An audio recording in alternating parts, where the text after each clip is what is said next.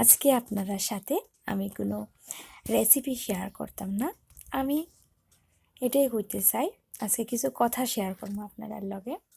আমার খুব প্রিয় ব্লগার কণিকা দিদি, তো তার লাইফস্টাইল দেখা আমরা এতদিনে তার লেগে যা ভাবছি যে সে এইরকম এইরকম, কিন্তু রিসেন্ট কিছু ঘটনা যদি না ঘটতো তাইলে বুঝতেই পারলাম না নে কণিকা দি আর উজ্জ্বলদার মতো মানুষ মানে এই পৃথিবীতে খুব কম। হ্যাঁ, জানতাম তারা ভালো, কিন্তু এইভাবে যে অন্যের বিপদে আগাইয়া আওয়া এটা অনেক বড় একটা ব্যাপার। আসলে আমরা তো জানি MS ফ্যামিলির মন্দিরাদি, তাই নিয়ে একটা বিপদে পড়ছিল, চ্যানেলটা বন্ধ হয়ে গেছে।